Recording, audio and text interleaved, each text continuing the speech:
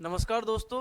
SSC के concepts को बेहतर बनाने के लिए और आसान बनाने के लिए, नए कॉन्सेप्ट्स को आपको सिखाने के लिए हम एक सिलेक्शन सीरीज शुरू कर रहे हैं, ताकि एसएससी में जो क्वेश्चन आएंगे 2025 हो या एसएससी सीजीएल हो, सीएचएसएल हो, कोई भी हो, आप उनके एडवांस क्वेश्चन हो या अर्थमेटिक को सभी को अटेम्प्ट कर पाएं। और दोस्तों इन सीरीज से आप लोगों को एक निश्चित रूप से अलग कॉन्सेप्ट और अलग चीज़ें सीखने को मिलेगी। मैं उम्मीद करूंगा कि आप लोग इन्हें धैर्यपूर्वक सुनेंगे और सीखेंगे। चलिए हम पहला क्वेश्चन लेकर आए हैं आप लोगों के सामने दोस्तों, त्रिकोणमिति का, और इसमें मिनिमम वैल्यू पूछी है।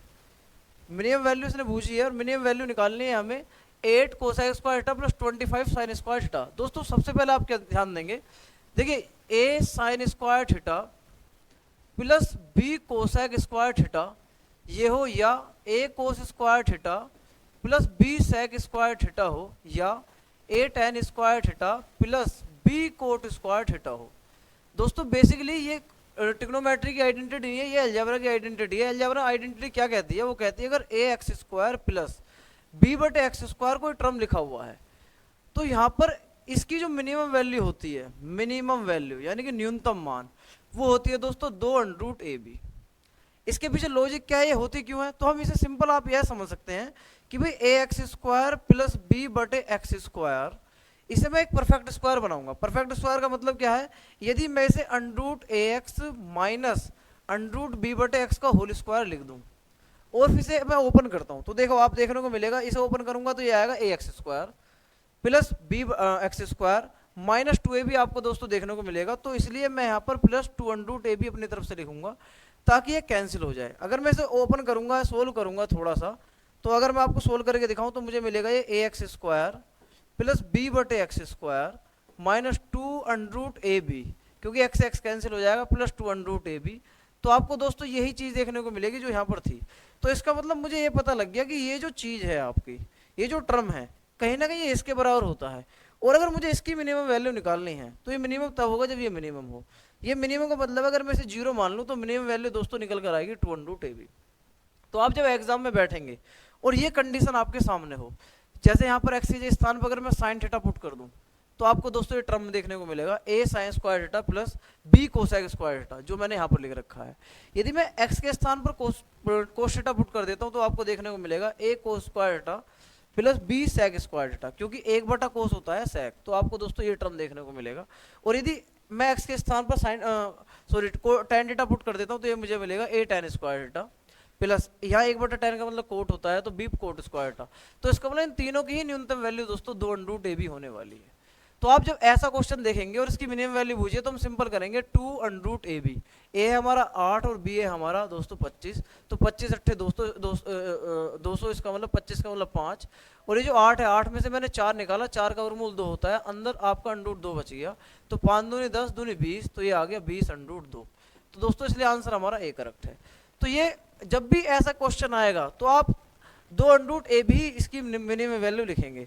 दोस्तों इससे पहले आप 2-3 कंडीशन और पढ़ लीजिए कि मिनिमम वैल्यू ट्रिग्नोमेट्री वैल्यूज में किन किन की पूछ सकता है। देखिए जैसे हमारे पास अभी मैंने आपको दोस्तों बताया है कि a sine square theta plus b cosec square theta ये हो, या a cos square theta plus b sec square theta ये हो, या a tan square theta plus b cot square theta हो। इनकी मिनिमम वैल्यू मुझे पता लग गई भी 2√ab होती है। अच्छा तो मैक्सिमम क्या होती है, तो दोस्तों ये तो है मिनिमम वैल्यू।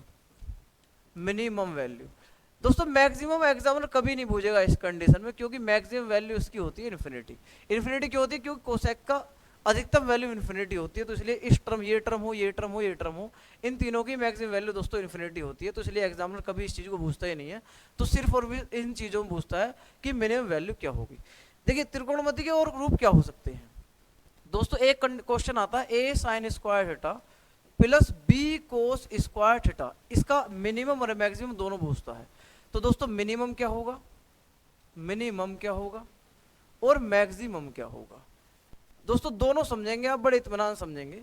सबसे पहले एक छोटा सा उदाहरण देकर मैं आपको समझाऊंगा कि मान लीजिए 5 साइन स्क्वायर थीटा प्लस 4 कोस स्क्वायर थीटा है। तो दोस्तों अगर मैक्सिमम पूछेगा तो जो अधिक वाला है 5 मैं वो लिख दूंगा, और अगर मिनिमम पूछता है जो कम वाला है उसे लिख दूंगा। ऐसा क्यों है, इस चीज को आप थोड़ा और समझेंगे। दोस्तों ऐसा क्यों होता है कि मैक्सिमम 5 है और मिनिमम 4 है? इसका मतलब इन ए और बी में जो सा बड़ा होगा वो मैक्सिमम होगा, और ए और बी में जो सा छोटा होगा वो मिनिमम होगा। ऐसा क्यों है, इस चीज को हम थोड़ा समझने की कोशिश करेंगे। देखिए आप सब जानते हैं कि भाई 5 साइन स्क्वायर थीटा, अगर मैं इसको ऐसे ही लिख दूं, 4 कोस स्क्वायर थीटा को आप जानते हैं कि कोस स्क्वायर थीटा की वैल्यू होती है 1 माइनस साइन स्क्वायर थीटा। तो दोस्तों अगर मैं इसके स्थान पर 1 minus sign square theta put कर दूं तो मुझे देखने को मिलेगा 5 sign square theta plus 4 minus 4 sign square theta. और अगर मैं इसको सोल्व करता हूं तो 5 में 4 गया तो ये आएगा 1 साइन स्क्वायर थीटा प्लस 4। अब आप दोस्तों जरा ध्यान से समझेंगे इस चीज को, मुझे बताइए भाई इसका अधिकतम मान निकालने का मतलब है इसका अधिकतम मान निकालना, और ये अधिकतम तब होगा, 4 तो हमारा कांस्टेंट है, इसका मान 4 ही रहेगा, लेकिन साइन पर निर्भर करेंगे चीजें। साइन ये अधिकतम तब है जब साइन अधिकतम है, और साइन का अधिकतम वैल्यू 1 होती है। तो अगर मैं यहाँ 1 भी पुट करूंगा तो 4 और 1 5 आएगा, तो इसका मतलब वैल्यू मुझे ये वाली मिलेगी। और अगर मुझे इसकी न्यूनतम वैल्यू निकालनी है तो ये न्यूनतम तब निकलेगा जब ये न्यूनतम हो, और ये न्यूनतम तब होगा, आप जानते हैं साइन की जो न्यूनतम वैल्यू होती है, दोस्तों समझेंगे, साइन की न्यूनतम वैल्यू होती है, आप जानते हैं साइन की जो वैल्यू होती है 1 या 1 से कम होती है। तो इसका मतलब साइन का मान -1 सबसे न्यूनतम है, लेकिन मैं -1 पुट करूंगा तो स्क्वायर होने के कारण वो प्लस हो जाएगा, तो फिर जुड़ जाएगा। तो मुझे साइन की ऐसी वैल्यू न्यूनतम रखनी है जिससे कम से कम आए। तो मैं जानता हूं कि भाई अगर साइन थीटा की वैल्यू मैं 0 पुट कर दूंगा तो 0 का वर्ग 0 होने वाला है, 4 और 0 4 ही मिलेगा, इसलिए न्यूनतम मान आपका 4 हो जाएगा। तो दोस्तों जब भी a sine square theta plus b cos square theta वाली कंडीशन आए तो अगर मिनिमम पूछे तो ए और बी में जो मिनिमम है, मान लेते हैं ए छोटा है बी से, मैंने माना ए और बी में ए छोटा है बी बड़ा है, तो मिनिमम वैल्यू ए हो जाएगी और मैक्सिमम वैल्यू बी हो जाएगी। तो आप जब एग्जाम में बैठेंगे ये कंडीशन आपको ध्यान रखनी है, बेहद खास कंडीशन है दोस्तों। केवल 4 ही कंडीशन ऐसी हैं जिनमें एग्जामिनर छोटे बड़े पर आधारित क्वेश्चन पूछता है त्रिकोणमिति में। आपने अगर एक बार इनको ठीक से समझ लिया, इन कॉन्सेप्ट को आपने ठीक से बना लिया, तो निश्चित रूप से आपको दिक्कत नहीं होने वाली। तो दोस्तों मैं उम्मीद करूंगा ये चीज आपके समझ में आ गई होगी। चलिए नेक्स्ट क्वेश्चन देख लेते हैं हम क्या है। दोस्तों नेक्स्ट क्वेश्चन है हमारा, तो आप नेक्स्ट से पहले एक बार फिर देख लीजिए कि भाई ये कंडीशन ये है कि अगर मैं एक्स ए साइन डेटा पुट कर रहा हूँ तो 1 बटा साइन कोसैक होने वाला है, तो कंडीशन हमारी यही बनी है, और न्यूनतम वैल्यू भी पूछी गई है जो हमारी 2√a भी है, मैंने वैल्यू पुट करी है, ए का मान यहाँ पर 8 है और बी का मान यहाँ 25 है। और अगर ये मैक्सिमम वैल्यू पूछता तो दोस्तों मैं इसका मान इन्फिनिटी लिख देता, लेकिन मैंने जैसे बताया मैक्सिमम वैल्यू कभी पूछता ही नहीं है, तो इसलिए यहाँ भी नहीं पूछने वाला। चलिए नेक्स्ट क्वेश्चन ले लेते हैं। दोस्तों ये क्वेश्चन है आपका हाइट एंड डिस्टेंस का, बहुत ज्यादा आसान है। क्वेश्चन क्या है, ये कह रहा है कि एक दीवार से एक सीढ़ी का उन्नयन कोण 45 डिग्री है। दोस्तों सबसे पहले आप इस टर्म को समझिए, उन्नयन कोण क्या है। देखिए 2 टर्म है, एंगल, आपके जो कोण होते हैं हाइट एंड डिस्टेंस में एंगल, दोस्तों वो 2 होते हैं। एक होता है उन्नयन कोण, उन्नयन कोण इसे बोलते हैं दोस्तों इंग्लिश में हम angle of elevation, elevation angle बोलते हैं इसको हम। और एक होता अवनमन कोण, अवनमन कोण ये होता है दोस्तों आपका एंगल ऑफ डिप्रेशन, SSIO है, ये एंगल ऑफ डिप्रेशन है। ये क्या है, तो एलिवेशन समझ लेते हैं, एलिवेशन क्या है।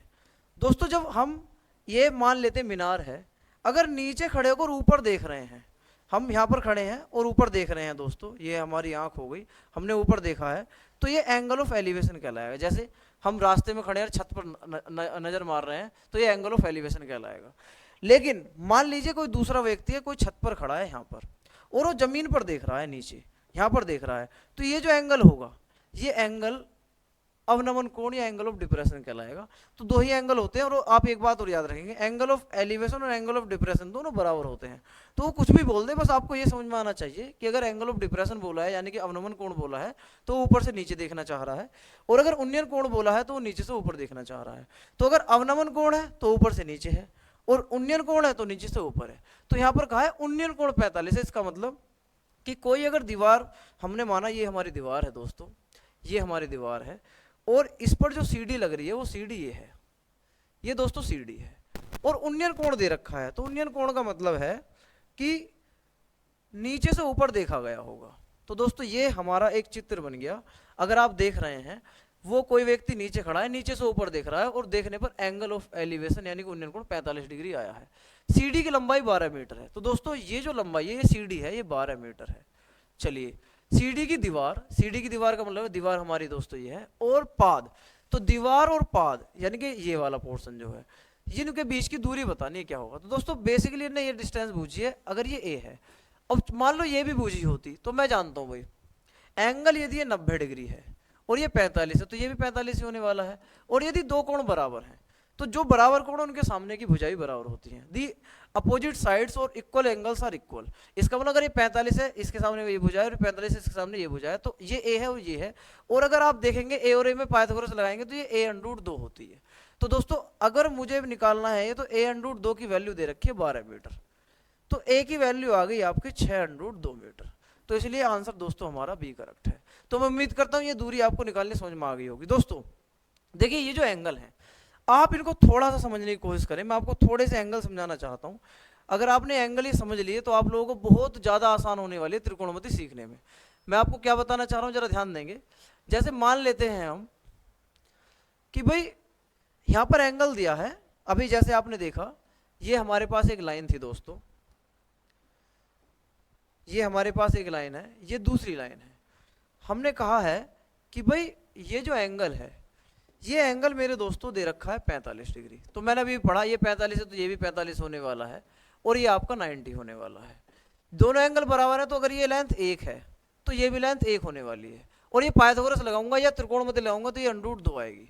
तो दोस्तों आपको एक बात समझनी है, अगर एंगल 45 है तो जितनी भी लेंथ ये होगी ये लेंथ उसकी बस अंडर रूट 2 गुनी होगी। जैसे मान लो ये 10 मीटर है तो ये लेंथ होगी 10 अंडर रूट 2 मीटर। अगर यही चीज दोस्तों दूसरा त्रिभुज में ले लेता हूं, अगर मान लेते हैं ये कोण आपका 30 डिग्री है, ये 90 डिग्री है और ये ए है, ये बी है, ये सी है, इस चीज को आप थोड़ा समझ लें बस, तो ये एंगल होगा दोस्तों आपका 60 डिग्री।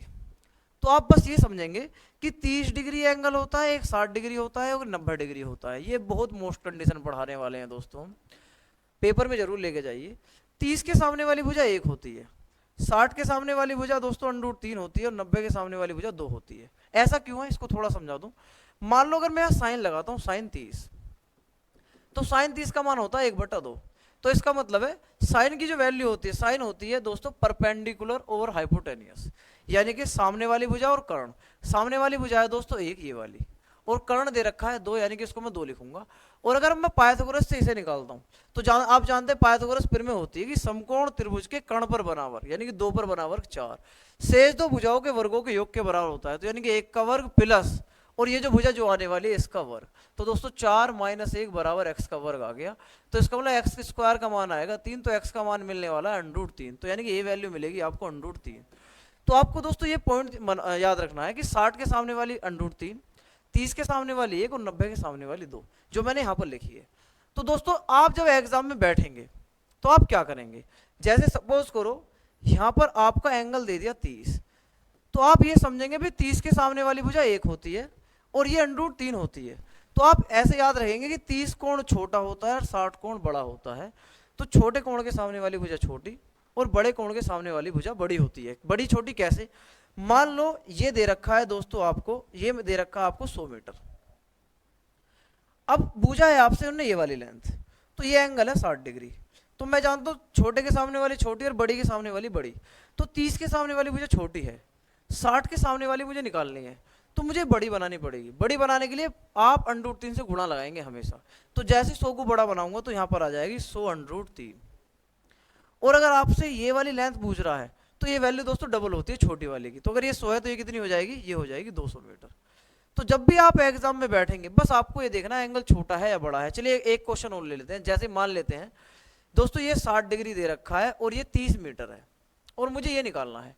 तो भाई जब 60 है तो 60 तो बड़ा कौन है, तो छोटी निकालने के लिए छोटा करना पड़ेगा, यानी कि मुझे भाग करना पड़ेगा किससे, वही अंडर रूट 3 से गुणा। या तो आप अंडर रूट 3 से भाग करेंगे या अंडर रूट 3 से गुणा करेंगे। ये 30 है तो मुझे छोटा निकालने के लिए अंडर रूट 3 से भाग करूंगा। तो दोस्तों ये सोल्व करने के लिए मैं अंडर रूट 3 से अगर ऊपर नीचे और भी मल्टीप्लाई कर दूं तो मुझे पता है 3 बनेगा और 3 से कटेगा 10 बार, तो ये मिलेगा आपको 10 अंडर रूट 3। और मैंने आपको बताया दोस्तों अगर ये लेंथ निकालनी है तो जो छोटी वाली है उसका डबल कर देंगे। तो अगर ये 10 अंडर रूट 3 है तो ये वैल्यू निकल कर आएगी 20 अंडर रूट 3। तो आपको दोस्तों ये बस पॉइंट याद रखना है ये वाला कि 30 के सामने वाली भुजा 1 होती है, 60 के सामने वाली अंडर रूट 3 होती है और 90 के सामने वाली 2 होती है।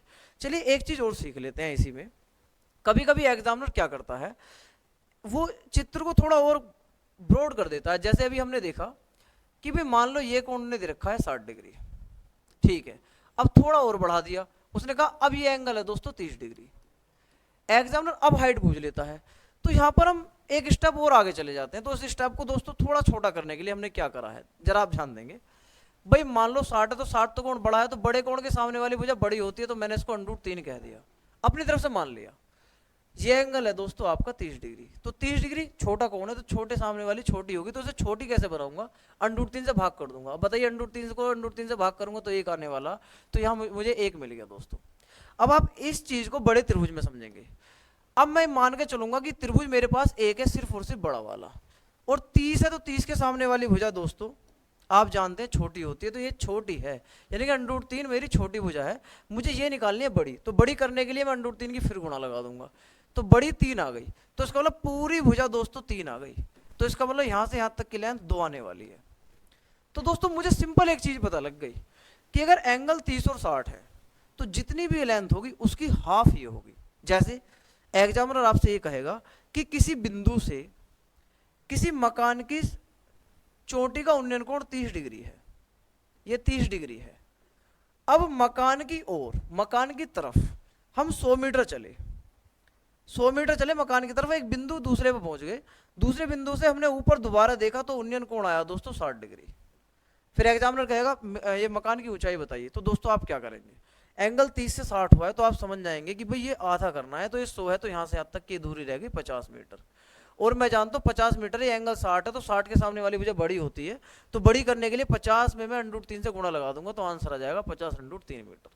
तो आपको सिंपल बस इतनी सी बात ध्यान रखनी है कि एंगल अगर 30 से 60 हुआ है, तो जितनी भी लेंथ होगी उसकी हाफ ये हो जाएगी, और हाफ होने का मतलब है कि बाकी सारी चीजें मैं आसानी से निकाल सकता हूँ, क्योंकि मैं इससे प्रीवियस स्लाइड में सीख चुका हूँ कि अगर ये 30 60 90 होती हैं तो मैं क्या क्या किस किस रेशियो का उपयोग करके इन्हें कर सकता हूँ।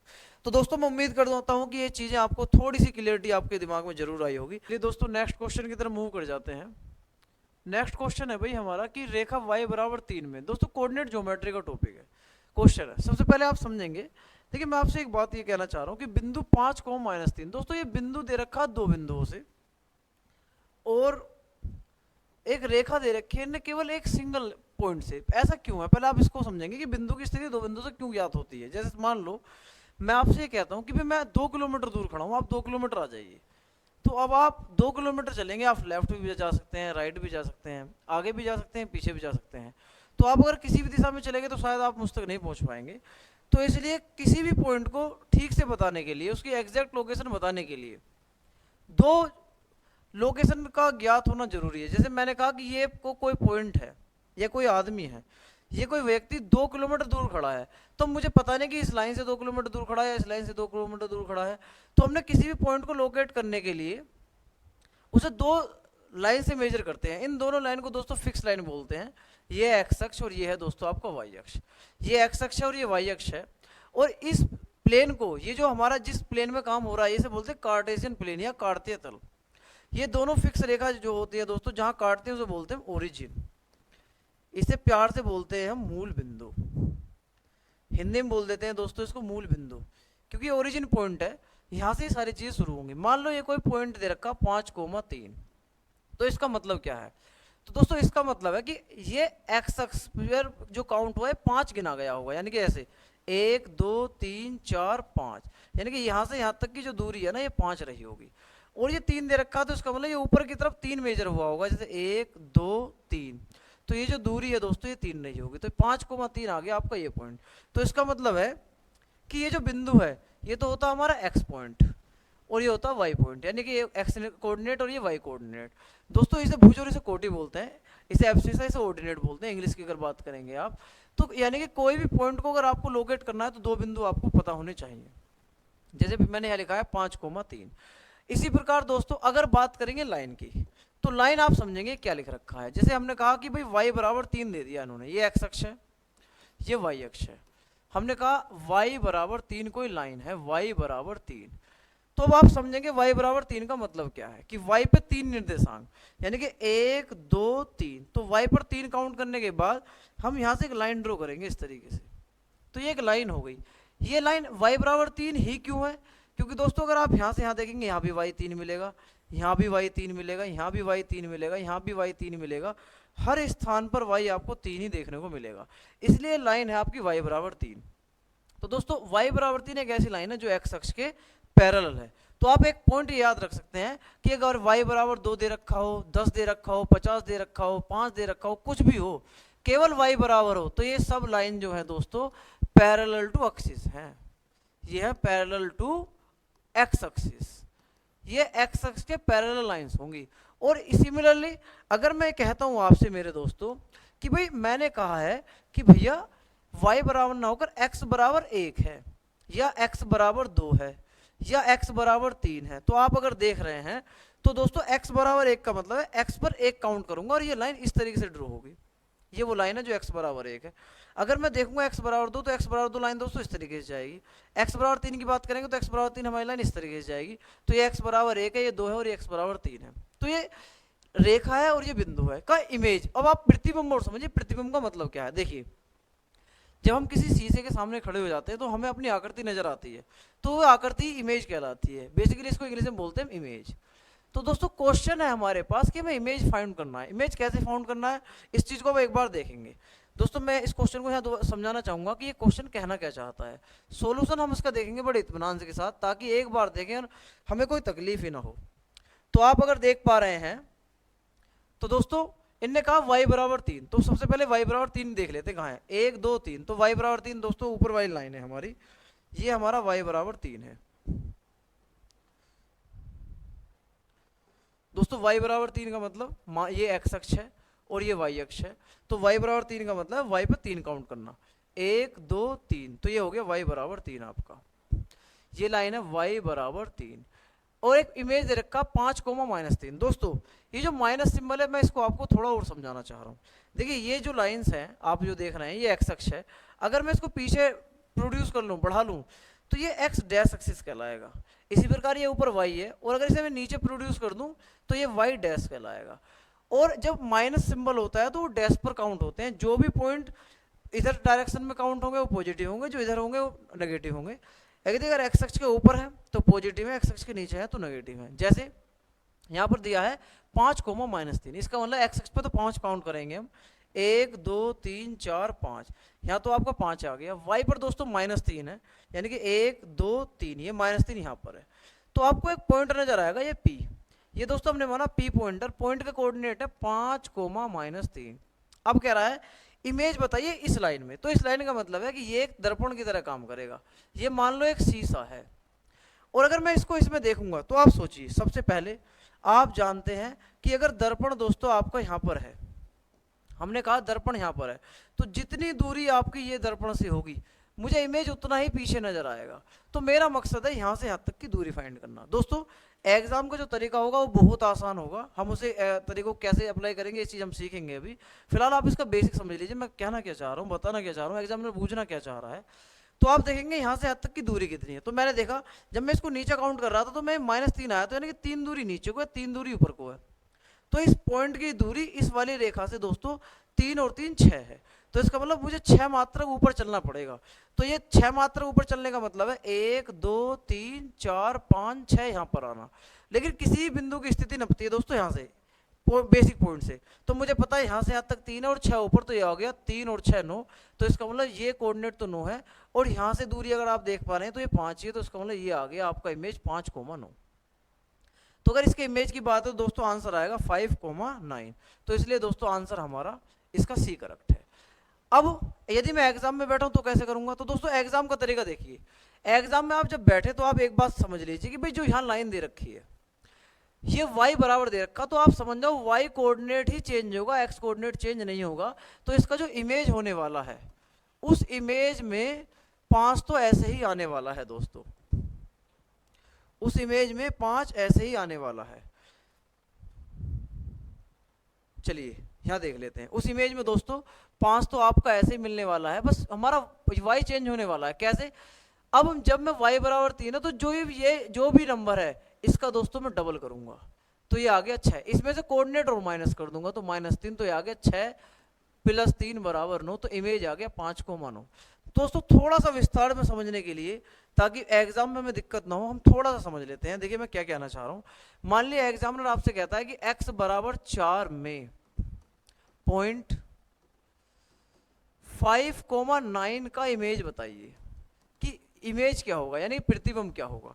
तो आप एग्जाम में बैठ के सबसे पहला काम करेंगे, भाई एक्स दे रखा तो वाई चेंज नहीं होगा, तो आप इमेज लिखेंगे और इमेज में आप 9 चेंज नहीं करेंगे, केवल एक्स वाला चेंज करेंगे। चेंज करने पे क्या करेंगे, ये जो पॉइंट है हमारा x बराबर 4 में, ये जो x बराबर 4 है इसका आप डबल करेंगे दोस्तों, 4 दूनी 8, माइनस कर देंगे जो पॉइंट है 5 आ गया, तो इसका मतलब 3 मिल गया, तो 3,9 इसका इमेज हो गया। वेरी गुड, बहुत ज्यादा आसान है दोस्तों। अब अगर इसका बेसिक की बात करेंगे तो x बराबर 4 लाइन आपको कहां से जाती हुई नजर आएगी दोस्तों, x बराबर 4 का मतलब 1 2 3 4, यहां से x बराबर 4 लाइन जाएगी। 5,9 कहां पर, 5 के लिए एक पॉइंट और आगे जाना पड़ेगा, 9 होता है दोस्तों हमारा ऊपर, तो इसका मतलब कोऑर्डिनेट मुझे यहां मिलेगा, ये होगा 5,9। अब आप सोचिए अगर ये इमेज का काम करेगा तो जितनी दूरी ये है उतनी पीछे नजर आएगा बिंदु, मुझे पता है यहाँ से यहाँ तक की दूरी ए है, तो एक है तो एक ही पीछे नजर आएगा, तो इसका मतलब ये वाला पॉइंट है। और ये अगर मैं मेजर करूंगा तो 1 2 3, एक्स पे तो ये 3 पॉइंट है और ऊपर उतना ही है, तो ये 3,9 आएगा, 3,9 ही है दोस्तों इमेज।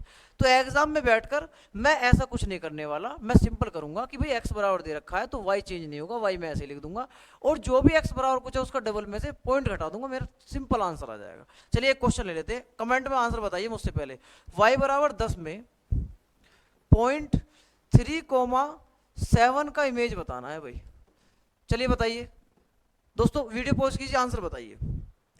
चलिए मैं उम्मीद करूंगा आपने करा होगा, आपने करा है और आंसर कमेंट में लिख दिया है। देखिए मेरे सॉल्यूशन से पहले आप आंसर लिख दीजिए, ताकि अगर आपका गलत भी है तो कोई दिक्कत नहीं, सही होगा तो भी सही होगा। आप एग्जाम में बैठकर कैसे करेंगे, भाई वाई बराबर दे रखा है तो इमेज अगर मुझे निकालना है तो इमेज के लिए मैं y दे रखा है तो x ऐसे लिख दूंगा। अब इसमें 10 गुणा 2 करूंगा, 10 दूनी 20 माइनस 7, तो ये 13 आ गया, तो 3,13 आ गया, तो दोस्तों इमेज है आपका।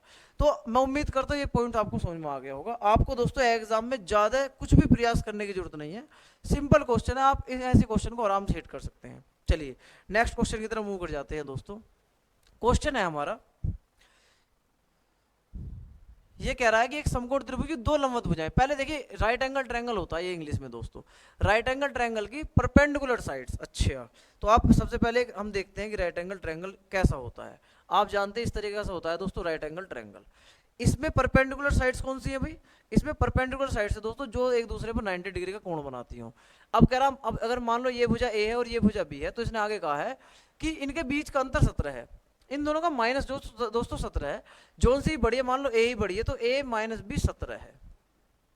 और एरिया दे रखा है दोस्तों, इसका एरिया दे रखा है 84 सेंटीमीटर स्क्वायर। दोस्तों एरिया सबसे पहले आप समझ लें क्या होता है, देखिए ये एरिया होता है, ये एरिया है जहां हम पोछा मार सकते हो, जहां झाड़ू लगा सकते हो, जिस एरिया में, वो पोर्शन एरिया कहलाता है, और बाउंड्री होती है उसका परिमाप। ठीक है, अब हम क्या करने वाले हैं, दोनों भुजाओं का अंतर 17 है और इनने कहा है क्षेत्रफल 84 है। क्षेत्रफल होता है दोस्तों समकोण त्रिभुज का 1/2 into base into height, base into height, तो 1/2 आधार गुणा ऊंचाई इसका एरिया होता है।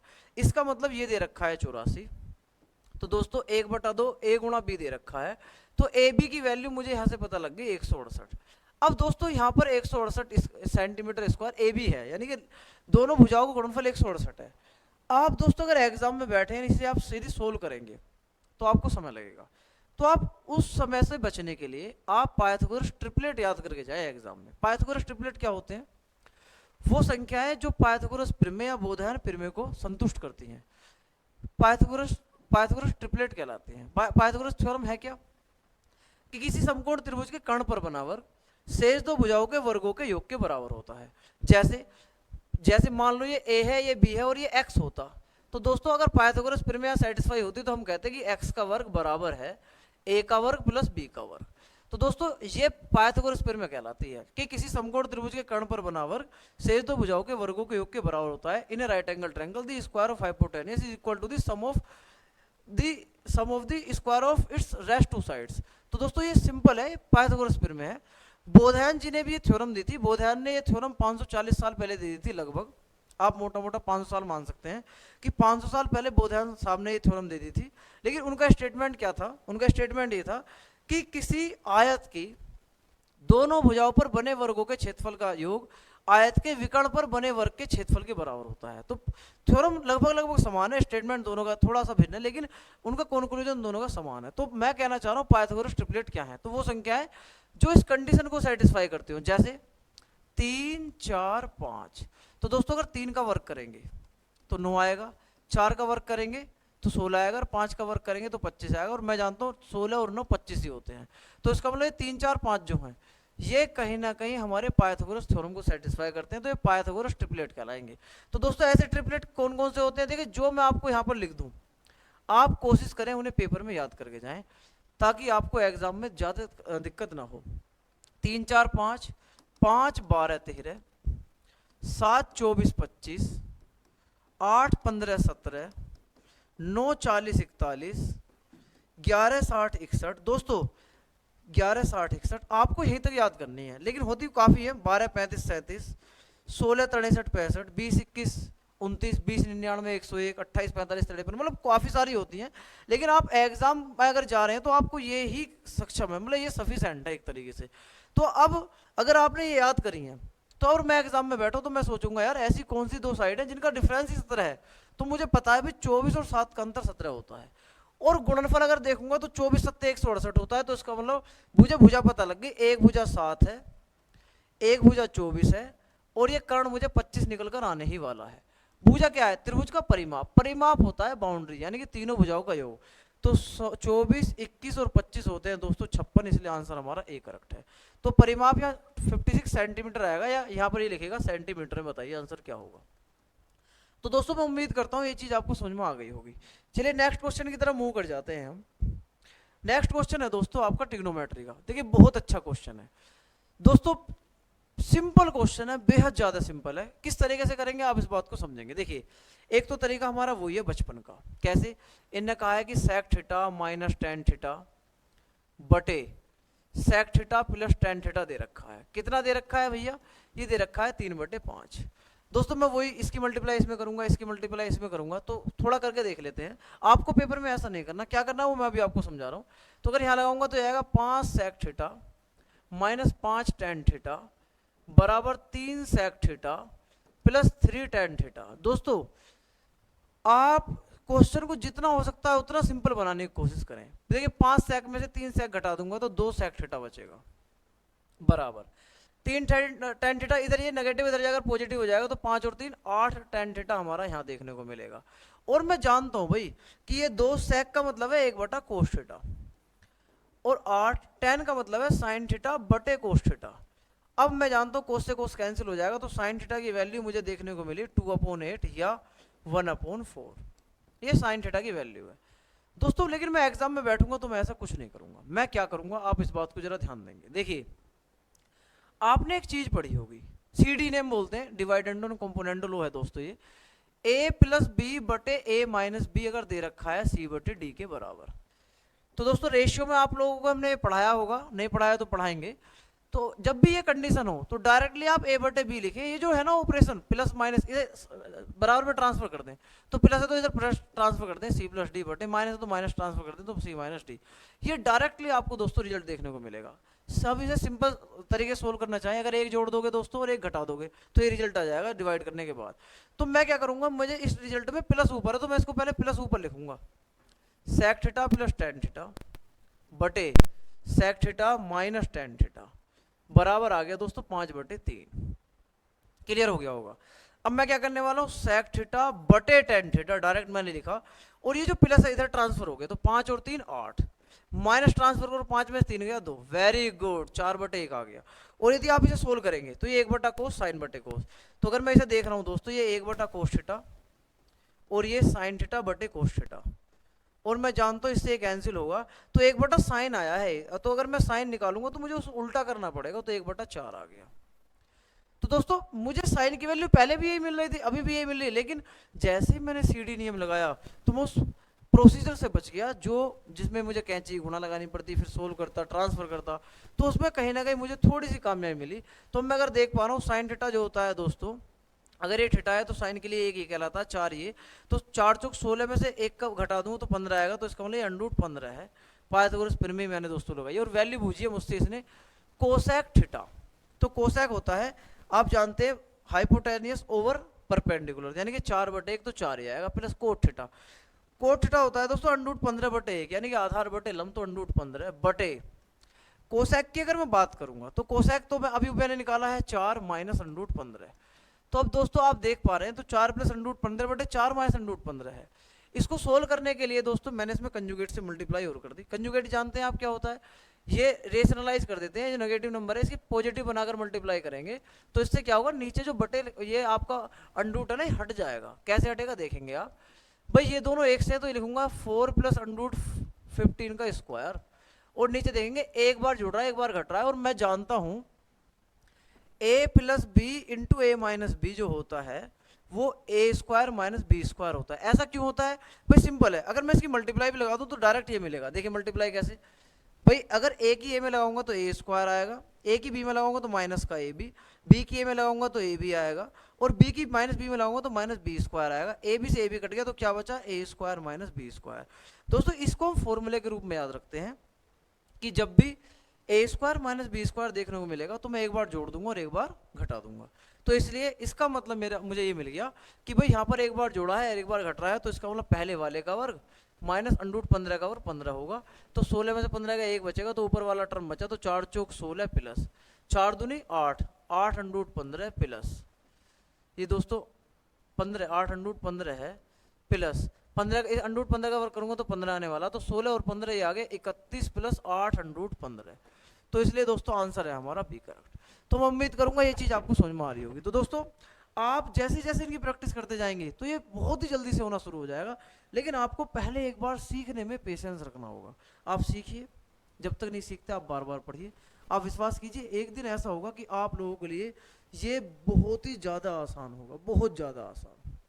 चलिए नेक्स्ट क्वेश्चन की तरफ देखिए। नेक्स्ट क्वेश्चन है, दी गई आकृति में एडी अनुपात डीसी 2:3 है। ओहो दोस्तों ये ज्योमेट्री का क्वेश्चन है, और ये क्वेश्चन कितना आसान है आप इस चीज से समझेंगे।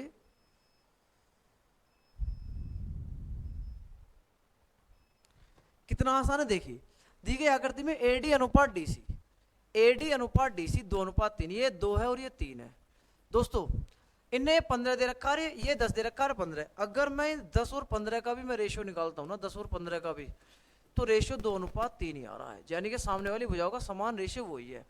दोस्तों आप एक बात समझेंगे, देखिए कोण अर्धक थ्योरम है, इसे हम बोलते हैं एंगल बाइसेक्टर थ्योरम। चलिए मैं आपको थोड़ा सा समझा दूं बस। एंगल बाइसेक्टर थ्योरम क्या है, एक बार इसको देख लेंगे दोस्तों।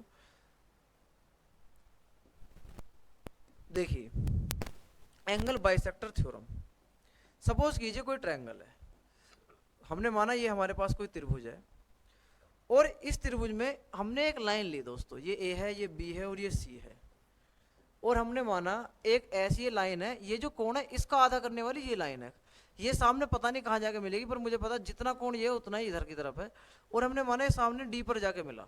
तो दोस्तों एंगल बाइसेक्टर थ्योरम कहती है कि ये जो दोनों साइड है इनका जो रेशियो होगा ए बी ओवर ए सी, इनका जो रेशियो होगा वो सामने वाली भुजा के रेशियो के बराबर होगा, B D over D C के, ये इसके बराबर होगा।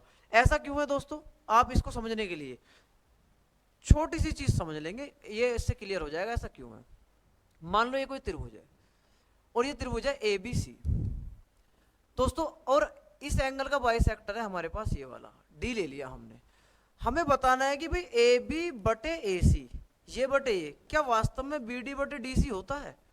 तो ये एंगल बाइसेक्टर थे, एंगल बाइसेक्टर थ्योरम है। ये क्यों होता है इस बात को आप थोड़ा सा इत्मीनान के साथ समझेंगे। देखिए यदि मैं इस साइड को आगे बढ़ा दूं, इसको आगे कैसे बढ़ाया भाई, कि जो इस लाइन के पैरेलल मैंने यहां से लाइन ड्रॉ करी थी, जो इस साइड को यहां पर मिलता है, मैंने माना ये पॉइंट है हमारा डी। अब एक बात जरा ध्यान देंगे दोस्तों, जो मैं आप समझाने वाला हूं अगर आपके समझ में नहीं आता तो भी कोई बात नहीं, पर रिजल्ट तो यही निकल कर आएगा। पर मैं आपको बताना चाहूँ रिजल्ट ऐसा क्यों है, क्योंकि अगर आपको ये चीजें क्लियर हैं तो एग्जाम में जब थोड़े अलग लेवल के क्वेश्चन बनते हैं तो उनमें बच्चे घबरा जाते हैं। तो अगर आपको ये बेसिक्स अच्छे से क्लियर है तो उनमें आप बिल्कुल नहीं घबराएंगे। तो आप हमारे साथ बने रहे इन चीजों को सीखने के लिए। देखिए मैंने कहा कि इस लाइन के पैरेलल मैंने यहाँ से लाइन ड्रॉ करी है, तो इसका मतलब ये वाला कोण इसके बराबर है। क्लियर हो गया होगा। अब आप एक बात और देखो कि भाई जब ये लाइन इसके पैरेलल है तो मुझे पता है कि ये कोण इसके भी तो बराबर होगा, क्योंकि संगत कोण है ये। अगर दो रेखाओं को काटती है, दो समांतर रेखाओं को तिरक रेखा काटते हैं, तो ये ऊपर वाला कोण ऊपर वाले के बराबर होता है, तो ये ऊपर वाला कोण ऊपर के बराबर होगा। पर मैंने कहा कि ये द्विभाजक था, एंगल बाइसेक्टर था, जितना कोण ये उतना ये था, तो इसका मतलब ये कोण जितना उतना ही ये है, पर ये इसके बराबर है, तो इसका मतलब ये एंगल इसके बराबर है, और यही एंगल इसके बराबर था। तो इसका मतलब है दोस्तों कि ये वाला एंगल इसके बराबर है, और मैं जानता हूं अगर ये एक त्रिभुज है और इस ट्रायंगल में ये एंगल इसके बराबर है तो ये भुजा आपस में बराबर होंगी, क्योंकि किसी समद्विबाहु त्रिभुज में बराबर भुजा के सम्मुख कोण बराबर होते हैं। अर्थात अगर opposite angle of equal sides are equal, कि यदि ये दोनों साइड इक्वल हैं तो ये कोण बराबर होंगे, और यदि एंगल बराबर हैं तो साइड बराबर होंगी। अब आप एक बात बताइए, क्या आपने सिमिलरिटी पढ़ी है?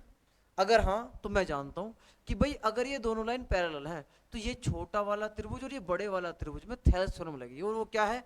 वो है कि ए बी यहां से यहां तक बटे बी डी बराबर होती है भाई बी ए बटे बी डी बराबर बी डी बटे डी सी, या आप कंपोनेंट में लीजिए ये बटे ये बराबर, यानी कि ए बी बटे ए डी बराबर बी डी बटे डी सी।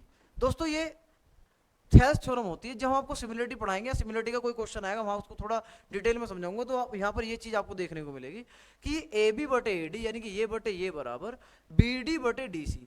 अब दोस्तों एक बात बताइए, ए बी तो मेरा ठीक है, ये जो ए डी है अभी भी मैंने देखा क्या ए डी ए सी के बराबर आया था? नहीं आया था भाई, बिल्कुल आया था। तो इसलिए ए बी बटे ए सी बराबर बी डी बटे डी सी। तो दोस्तों ये एंगल बाइसेक्टर थ्योरम है कि अगर ये दोनों, ये एंगल है आपका और ये पूरा कोण है, इसका दो भागों में बांटने वाली कोई लाइन लें, इस लाइन को बोलते हैं एंगल बाइसेक्टर। Angle bisector. तो दोस्तों एंगल बाइसेक्टर जो होगा, एंगल बाइसेक्टर अपोजिट साइड को जिस रेशियो में डिवाइड करेगा वो रेशियो वही होगा जो इन दोनों का होगा। तो इसका मतलब हमें ये पता लग गया कि ये ओवर ये, अगर ये ओवर ये है तो ये जो लाइन है ना ये एंगल बाइसेक्टर होती है, यानी कि ये एंगल इसके बराबर होता है। तो दोस्तों ये काफी जगह देखने को आपको मिलेगी, जैसे जैसे आप एग्जाम देंगे तो आपको समझ में आएगा कि भाई ये क्वेश्चन तो हमने पढ़ाया था। अब आप देखिए, अगर आप यहाँ देख पा रहे हैं तो भाई इसका ये 10 है और ये 15 है, तो ये आ गया 2:3, जो कि 2:3 ही सामने वाली भुजा है। तो इसका मतलब जितना कोण ये है उतना ही कोण ये है, हमें ये पता लग गया।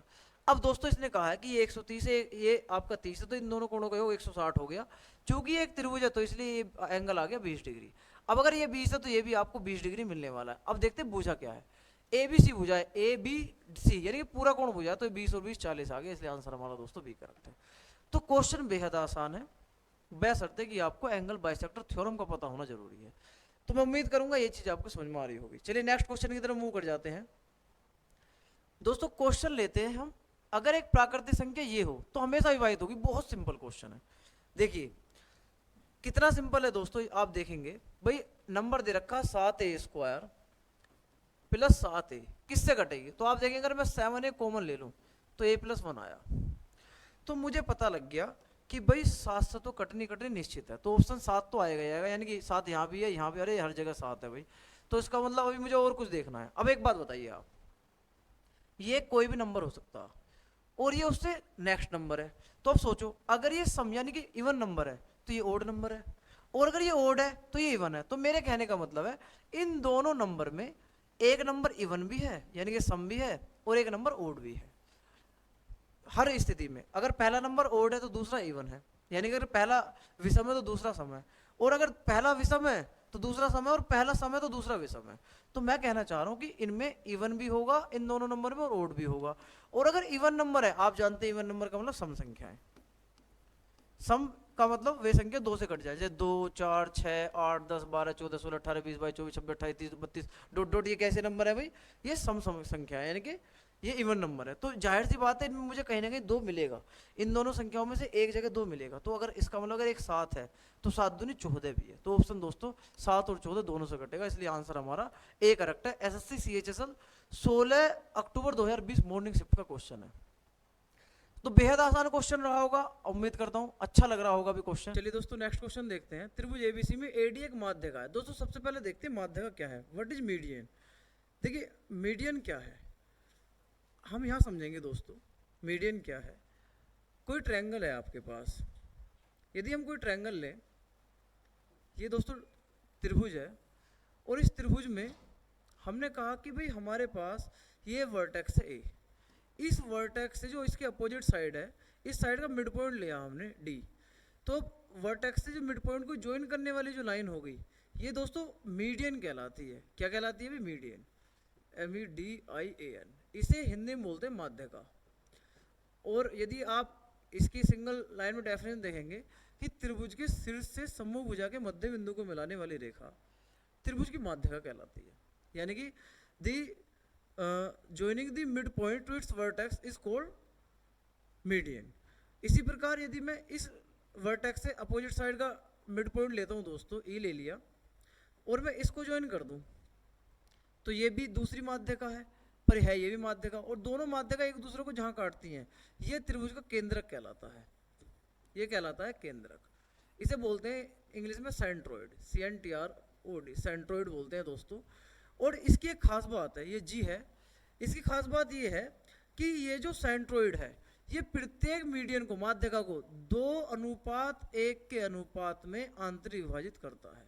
दोस्तों इसके पीछे लॉजिक क्या है? इसके पीछे सिंपल एक तरीका ये है कि भाई जैसे ही दो माध्यिका एक दूसरे को काटेंगी तो ये जो पॉइंट होगा ये केंद्रक कहलाएगा, और ये ऊपर वाली भुजा जितनी होगी उसकी आधी नीचे वाली होगी। जैसे मान लो ये 10 सेंटीमीटर है ऊपर वाली, तो नीचे वाली होगी दोस्तों 5 सेंटीमीटर। और अगर एग्जाम्पल कहता है कि पूरी माध्यिका की लंबाई 15 सेंटीमीटर है, तो केंद्रक की दूरी शीर्ष से बताइए क्या होगी, कि what would the distance from the vertex to its centroid. तुम क्या करेंगे भाई, पूरी 15 दे रखी है तो 3 हिस्से 15 है, मैंने बताया कि 2 हिस्से ऊपर वाली 1 हिस्से नीचे वाली, तो ये आपकी 1 हिस्से 5 होगी और 2 हिस्से आपकी 10 मिलेगी देखने को, तो ये 10 होगी दोस्तों। इसमें ही आपको एक चीज आपको और ध्यान रखनी है दोस्तों, ये सिद्ध कहाँ से हुई है, प्रूफ कहाँ से हुई है, मैं प्रूफ आपको किसी दूसरी लेक्चर में करा के दिखाऊंगा, लेकिन आप थोड़ी सी इसके साथ साथ एक चीज और समझ लीजिए कि मान लो ये आपका कोई ट्रायंगल है और इस ट्रायंगल में साइड्स ये रखी है, इसके 2 मिड पॉइंट्स हैं दोस्तों। इस लाइन का मिड पॉइंट ये है और इस लाइन का मिड पॉइंट ये है, हमने ट्रायंगल का नाम लिखा ABC, और ये मिड पॉइंट है D और ये मिड पॉइंट है E। तो एक मिड पॉइंट थ्योरम होती है दोस्तों, मिड पॉइंट थ्योरम, यानी कि मिड पॉइंट थ्योरम, मध्य बिंदु प्रमेय। ये क्या होती है कि त्रिभुज की 2 भुजाओं के मध्य बिंदु को मिलाने वाली रेखा, मिड पॉइंट्स को मिला ज्वाइन करने वाली रेखा थर्ड लाइन के अपोज पैरेलल होती है और लेंथ में उसकी हाफ होती है। अगर ये 2 है तो दोस्तों ये 1 होगी। ये मिड पॉइंट थ्योरम है। 2 स्टेटमेंट आपको इसमें होते हैं कि त्रिभुज की 2 भुजाओं के मध्य बिंदु को मिलाने वाली रेखा तीसरी भुजा के समांतर, जैसे इसके पैरेलल होगी, और लंबाई में आधी होती है, जितनी भी ये होगी उसकी हाफ दोस्तों आपको ये देखने को मिलेगी। तो मिड पॉइंट थ्योरम है। अब इनका यूज क्या है, अब आप इसको थोड़ा सा और समझ ले दोस्तों। भाई सपोज करो हमारे पास एक ट्रायंगल दे रखा है, और इस ट्रायंगल में मेरे दोस्तों, इस ट्रायंगल में हमने माना इसकी 2 मीडियन है। मीडियन का मतलब क्या है कि ये हमारा मिड पॉइंट है और ये हो गई हमारी मीडियन माध्यिका। तो दोस्तों आपको एक बात तो ये याद रखनी है, आप जानते हो कि जो बेस रेशियो होता है क्षेत्रफल के लिए वो क्या है। भाई ये जो क्षेत्रफल है ये और ये दोस्तों, ये हमेशा निर्भर करता है बेस की लेंथ पर, क्योंकि हाइट दोनों में कॉमन है। भाई जितनी हाइट इस ट्रायंगल की, इस वाले पोर्शन की, उतनी हाइट दोस्तों इस वाले ट्रायंगल की है। तो अगर ये A है तो ये और B है, तो अगर ये A है तो ये इसका एरिया A होगा, इसका एरिया B होगा, ये रेशियो में होगा, एक्चुअल एरिया नहीं होगा। तो दोस्तों लेकिन मुझे पता है यहाँ पर कि ये मिड पॉइंट है, तो मिड पॉइंट का मतलब है अगर यहाँ से यहाँ तक 1 है तो यहाँ से यहाँ तक 1 है। तो दोस्तों आपको ये बात ध्यान रखनी है कि अगर मिड पॉइंट है तो जितना एरिया इस ट्रायंगल का है, जितना एरिया इस ट्रायंगल का है, इस पोर्शन का है, उतना ही एरिया मेरे दोस्तों इस पोर्शन का होने वाला है। तो ये दोनों एरिया क्षेत्रफल में आपस में बराबर होते हैं यदि ये मिड पॉइंट है। तो सिमिलरली अगर मैं, मेरे दोस्तों, अगर हम एक काम और करें कि यहाँ से मिड पॉइंट लें और इसको ऐसे मिला दें, तो जितना एरिया ऊपर वाले का होगा उतना एरिया इतना होगा, इसके नीचे वाले का होगा। और यदि मैं इसको मिला दूं तो ये भी एक मीडियन होती है दोस्तों, ये भी एक माध्यिका कहलाती है। तो जितना एरिया ऊपर वाले एरिया इस क्षेत्रफल का होगा उतना ही इसका होगा। तो आप अब एक बात और याद रखेंगे, इसमें ये जो माध्यिका से संबंधित हमारा कॉन्सेप्ट है, इसमें आप एक चीज़ और ध्यान रखेंगे। एक चीज़ और क्या याद रखेंगे, मैं इसको दोस्तों यहाँ बताना चाह रहा हूँ। एक चीज़ आप ये और ध्यान रखेंगे कि भाई यदि कोई त्रिभुज है, यदि कोई ट्रायंगल है, और इस ट्रायंगल में हमने सेंट्रोइड लिया, सेंट्रोइड का मतलब केंद्रक लिया। केंद्रक कौन सा है, यदि मान लो कि भाई ये हमारे पास, मान लेते हैं कि ये मिड पॉइंट है D, तो एक माध्यिका ये होगी, और हमने माना एक ये मिड पॉइंट है तो एक माध्यिका ये होगी, और हमने माना मिड पॉइंट एक यहाँ पर है तो एक माध्यिका दोस्तों हमारी ये होगी। तो ये हमारा पोर्शन नजर आया आपको। तो अगर आप इसे देख रहे हैं तो यदि मैं इस पोर्शन को हटा दूं यहाँ से दोस्तों, यदि मैं इस वाले पोर्शन को यहाँ से हटा दूं, इसे इतना यहाँ से निकाल दूं इसको, और सिमिलरली इसे यहाँ से मैं रिमूव कर दूं, तो दोस्तों आपको देखने को मिल रहा होगा ये वाला हिस्सा। तो ये केंद्रक है, ये सेंट्रोइड है, और ये केंद्रक से शीर्षों को मिलाने वाली रेखाएं हैं। तो आपको एक बात ध्यान रखनी है कि केंद्रक से शीर्षों को मिलाने वाली रेखाएं त्रिभुज को समान क्षेत्रफल वाले त्रिभुजों में बांटती है। जितना एरिया इस येलो कलर का होगा उतना ही एरिया इस ग्रीन कलर का होगा, और उतना ही एरिया मेरे दोस्तों इस कलर का होगा। यानी कि तीनों ही जो क्षेत्रफल हैं इस त्रिभुज, ये छोटा ये त्रिभुज हो, ये कंपोनेंट हो, ये कंपोनेंट हो, तीनों के एरिया आपस में दोस्तों बराबर होने वाले हैं। तो आपको ये बात ध्यान रखनी है। इसके साथ साथ आपको एक बात और ध्यान रखनी है, इसके साथ साथ एक बात आपको क्या ध्यान रखनी है कि सपोज करो अगर मैं इस मिड पॉइंट को यहाँ से ज्वाइन कर दूँ, तो आप जानते हैं कि माध्य का है, त्रिभुज को दो बराबर भागों में बांटती है, तो जितना एरिया इधर का होगा उतना एरिया इसका होगा। इसी प्रकार अगर मैं इसको यहाँ मिड पॉइंट मिला दूँ तो जितना एरिया ऊपर का उतना एरिया इसका। इसी प्रकार जो मैं यहाँ मिला दूँ तो एरिया जितना इसका है उतना एरिया दोस्तों इसका होने वाला है।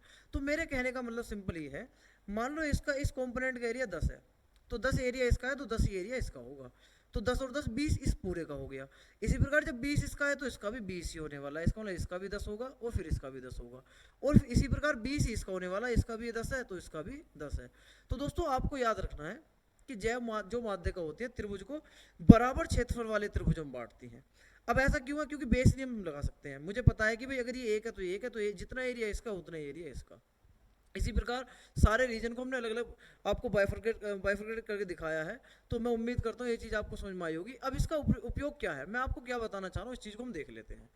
तो दोस्तों देखिए जरा, हम इस क्वेश्चन को समझेंगे उस कॉन्सेप्ट के माध्यम से। इन्हें कहा है कि त्रिभुज एबीसी में, यानी कि in triangle ABC, AD is the median. भाई त्रिभुज एबीसी है, ये हमने मान लिया दोस्तों कोई त्रिभुज है एबीसी।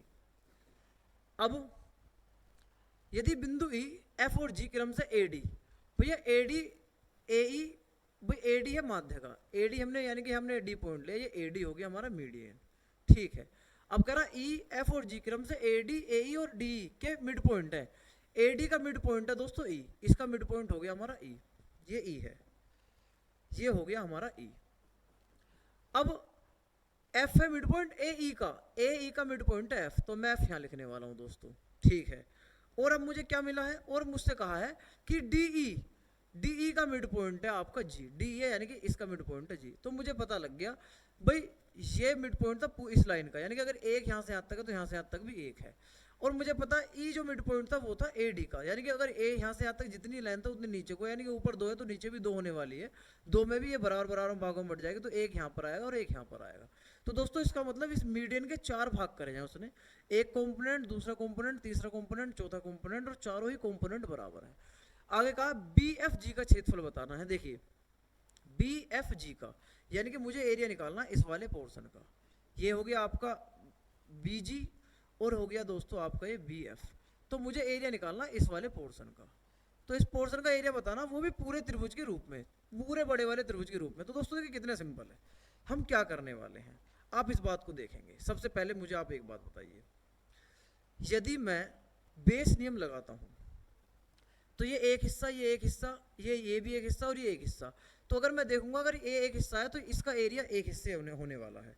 इस पोर्शन का एरिया अगर मैं एक मान लूं, क्योंकि ये बेस एक है और यहाँ पर एक बेस यहाँ से यहाँ तक और एक बेस यहाँ से यहाँ तक, तो ये 2 बेस माना जाएगा। तो इसलिए इस वाले पोर्शन का जो एरिया आने वाला है वो दोस्तों 2 आएगा। इसी प्रकार ये जो बेस है यहाँ पर एक बेस है तो इसका एरिया आएगा दोस्तों एक हिस्से। तो इसका मतलब अगर मैं इनको दोस्तों यहाँ पर न्यूमेरिकली भाषा में लिख दूँ तो मैं कहूँगा इसका एरिया एक हिस्से आएगा, इसका एरिया एक ये वाला पोर्शन और एक नीचे वाला, तो इसका एरिया आएगा 2 हिस्से और इसका एरिया आएगा एक हिस्से।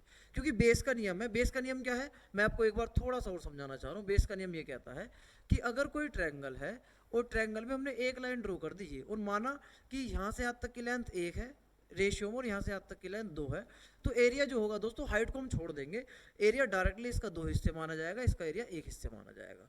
अब यदि मैं इसको थोड़ा सा और कॉम्प्लिकेट बनाने की कोशिश करूं, मैंने कहा कि भाई मैंने ये मिला दिया, ये एक हिस्सा है यहाँ से यहाँ तक और यहाँ से यहाँ तक 2 हिस्से है, और मैंने इसके बाद साथ साथ इस लाइन को यहाँ से और मिला दिया। मैंने कहा कि भाई यहाँ से यहाँ तक की लेंथ 2 हिस्से है और यहाँ से नीचे को ये लेंथ है 3 हिस्से।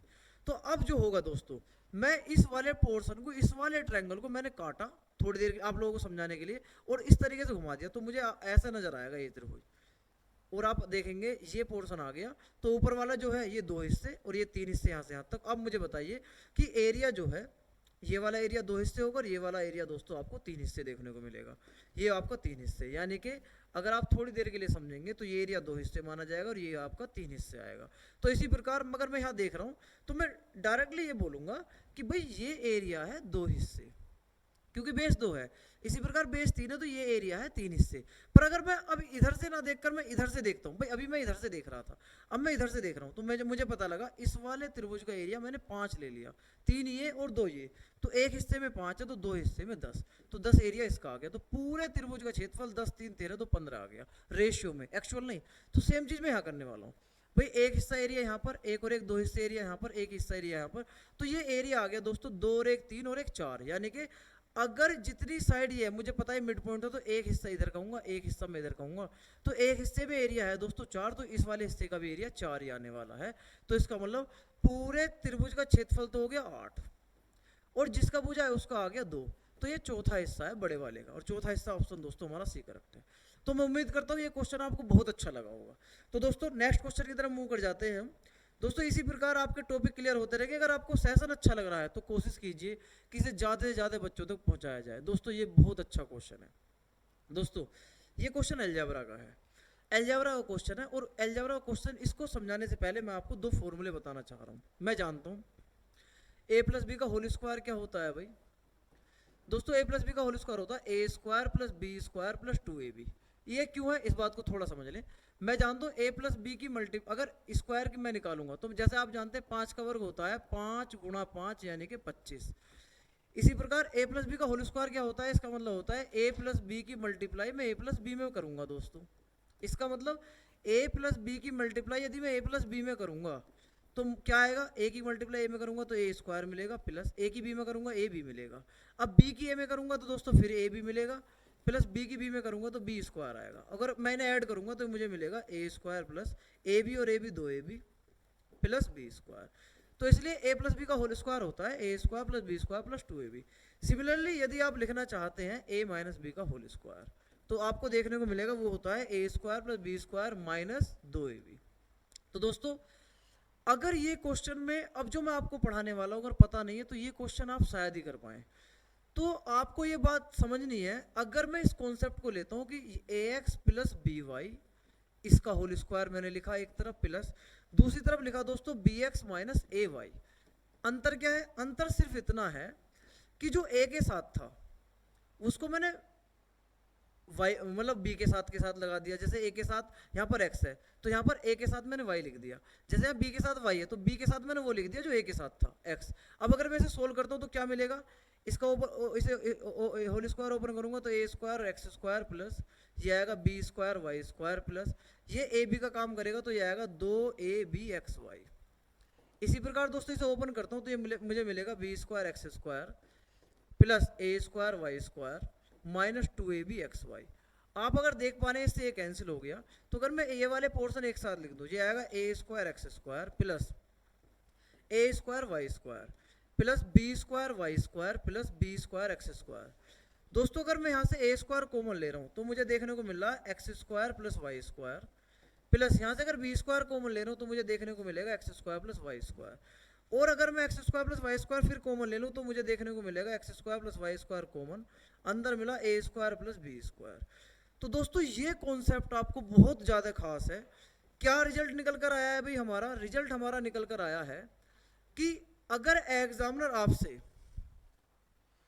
ये चीज पूछता है इस रूप में कि भाई ए एक्स प्लस बी वाई का होल स्क्वायर प्लस ए वाई माइनस बी एक्स का होल स्क्वायर, तो आप डायरेक्ट याद रखेंगे ए और बी वाला एक बार स्क्वायर करके टोटल करेंगे और एक बार एक्स और वाई वाला स्क्वायर करके टोटल करेंगे। ये रिजल्ट आपको दोस्तों याद रखना है।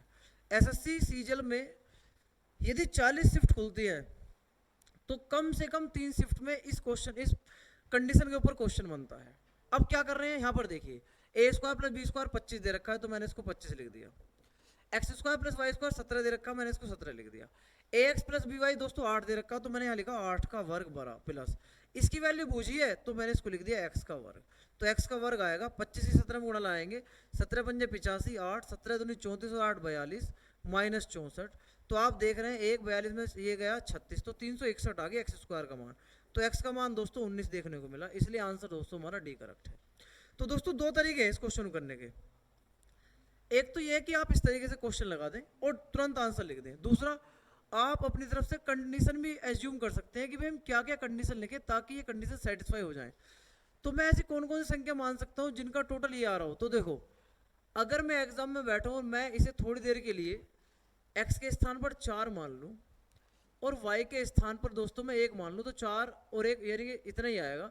लेकिन यहाँ कंडीशन जो बनेगी a और b, अगर मैं मान लो थोड़े समय के लिए a के स्थान पर भी मैं 3 मान लूँ और b के स्थान पर 4 मान लूँ, तो ये कंडीशन तो सेटिस्फाई होगी, पर ax प्लस by 8 नहीं आ रहा। तो मैं कहाँ तक इन मतलब नंबर को सोचता रहूँगा कि ये क्वेश्चन हिट हो जाए, और पता नहीं कि मैं 10 मिनट सोचने के बाद भी ये कंडीशन मतलब नंबर सोच पाऊंगा। तो आप बेहतर है कि आप पेपर में बैठेंगे, इस कॉन्सेप्ट का उपयोग करेंगे, डायरेक्ट फॉर्मूला में वैल्यू पुट करेंगे और आंसर आपको देखने को मिलेगा।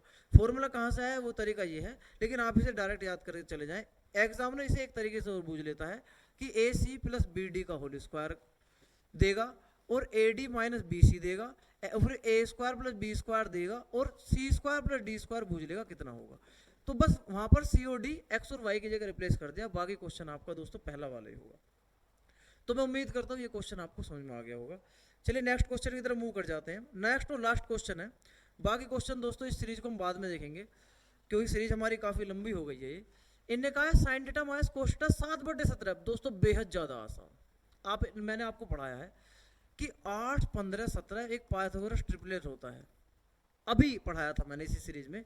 तो दोस्तों अगर मैं कोई राइट एंगल ट्रायंगल मान के चल रहा हूँ और मैंने लिया थीटा ये है, तो जाहिर सी बात है 17 में इसे कंसीडर करूंगा, और साइन माइनस कराया तो साइन का मतलब होता है परपेंडिकुलर बड़ा होगा। तो इसका मतलब मैं अगर इसे 15 मान लूँ थोड़ी देर के लिए और इसे 8 मान लूँ, तो देखना क्या कंडीशन सेटिस्फाई हो रही है कि sine theta minus cos theta कितना आने वाला है। तो साइन होता है लंब बटे कर्ण यानी कि परपेंडिकुलर और हाइपोटेनियस, माइनस कोस होता है आधार बटे कर्ण यानी कि 8/17। तो ऊपर देखने को मिलेगा 15 में 60 गए 7/17, बिल्कुल यही कंडीशन है। तो इनका योग पूछा है, तो योग आएगा दोस्तों, अगर योग करूंगा तो 15 और 8 23, तो 23/17 इसका आंसर आने वाला है, इसलिए ऑप्शन हमारा दोस्तों सी करेक्ट है। तो दोस्तों मैं उम्मीद करता हूँ ये सीरीज आपको बहुत अच्छी लगी होगी। यदि आपको सीरीज हमारी अच्छी लगी है और क्वेश्चन अच्छे लगे हैं तो आप कोशिश कीजिए कि इसे ज़्यादा से ज़्यादा लोगों तक पहुँचाया जाए, ताकि हमें भी थोड़ा सा इंसेंटिव प्राप्त हो और हम आपकी तैयारी को बेहतर बनाने में अपना योगदान दे पाएँ। धन्यवाद दोस्तों।